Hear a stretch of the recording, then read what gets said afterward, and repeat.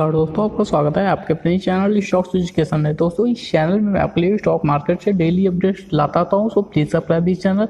दोस्तों channel subscribe करने के बाद बेल आइकन जरूर प्रेस कर लें ताकि आपको एफएल इंडिया लिमिटेड क्या ये अप्रैल में नया 52 वीक हाई लगाएगा या फिर पुराने 52 वीक हाई के अनुसार ही चलेगा, तो देख लेते हैं क्या डिटेल बनता है। अगर आज के क्लोजिंग की बात करें तो ये शेयर क्लोज हुआ है 5,420 रुपये पे और लगभग फ्लैट आपको देखने को मिला था।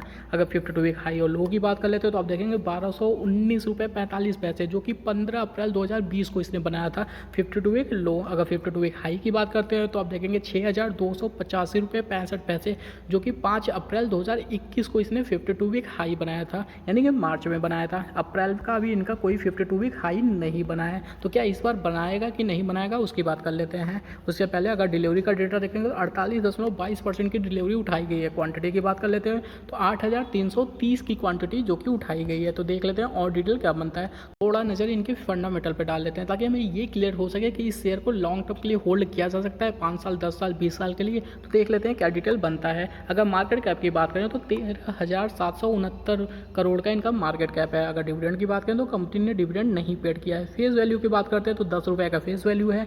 ये एक अच्छी बात है कि 10 रुपये का फेस वैल्यू है, क्योंकि अगर स्टॉक स्प्लिट आगे चल के ये शेयर ज़्यादा महंगा होता है तो कम से कम हमें स्टॉक स्प्लिट देखने को चांसेस बन जाएंगे। तो देख लेते हैं और डिटेल क्या बनता है। बुक वैल्यू की बात करें तो 106 रुपये का बुक वैल्यू है, जबकि स्टॉक पी की बात करें तो 150 का स्टॉक पी है। अगर वहीं बात करें इंडस्ट्री पी के तो आप देखेंगे 24.7 का है, यानी कि थोड़ा कॉस्टली हो चुका है, लेकिन जिस बिजनेस से बिलोंग करता है वो काफ़ी अच्छी बात है।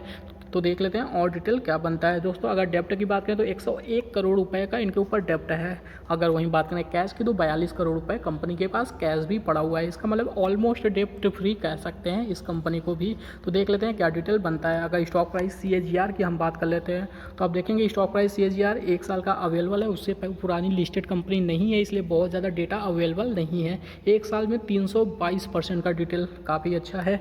अगर बात करते हैं इनके प्रॉफिट की तो कंपाउंडिंग प्रॉफिट की बात कर लेते हैं तो आप देखेंगे TTM का अवेलेबल है जो कि 42% का है, नॉट बैड।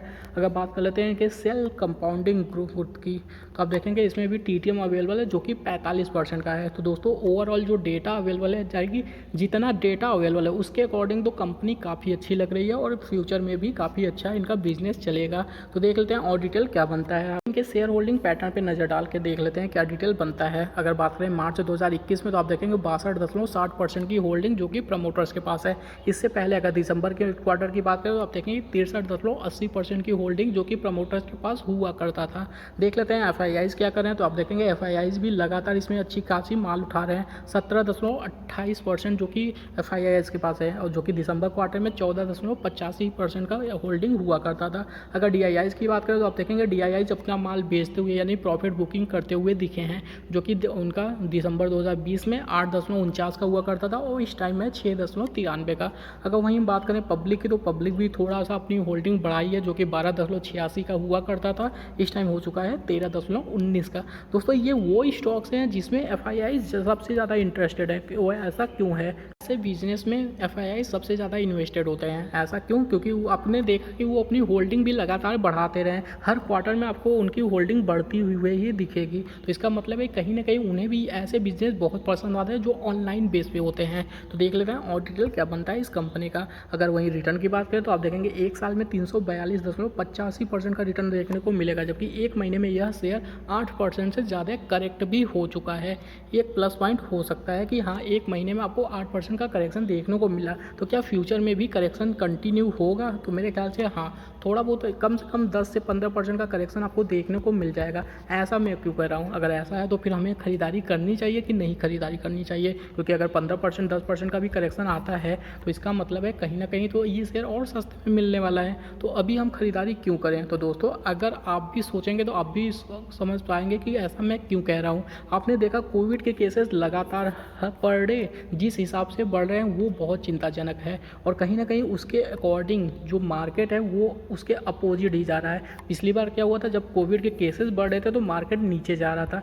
लेकिन इस बार क्या हो रहा है, इस बार कोविड के केसेस बढ़ रहे हैं और साथ के साथ मार्केट भी बढ़ रहा है, तो कहीं ना कहीं मार्केट जाकर क्रैश तो करेगा ही। अगर यहाँ नहीं करता तो थोड़ा सा ऊपर जाकर करेगा। और लेकिन ये केसेस जो हैं ये तो कम नहीं हो रहे हैं, बहुत से लोगों की जो कि डेथ होती जा रही है। तो ऐसे में अगर लॉकडाउन की केसेस की बात किया जाए तो आपने बहुत से जगहों पे देखा कि नाइट कर्फ्यू भी स्टार्ट हो चुका है, कहीं कहीं पे तो वीकेंड के लॉकडाउन भी स्टार्ट हो चुके हैं। इसका मतलब क्या है कि कहीं ना कहीं अब फिर से हम लॉकडाउन की तरफ बढ़ रहे हैं। ऐसा मैं 100% नहीं कह रहा कि हाँ इन फ्यूचर में आपको लॉकडाउन लगता हुआ दिखेगा, लेकिन अगर यही स्थिति हुई तो लॉकडाउन तो लगेगा ही। अगर लॉकडाउन लगता है तो मार्केट भी यहाँ से काफ़ी नीचे जाएगा, लेकिन पिछली बार जितना नहीं जाएगा, इस बात का जरूर ध्यान रखें। फिर से 7500 निफ्टी नहीं जाने वाला है, लेकिन हाँ 9000 तो जा सकता है, 8500 तो जा सकता है, या फिर 10,000 भी जा सकता है। तो अभी 14,000 पे चल रहा है, यहाँ से अगर 4,000 भी कटेगा तो 10,000 तक तो पहुँचेगा, अब कम से कम 12,000 पहुँचेगा।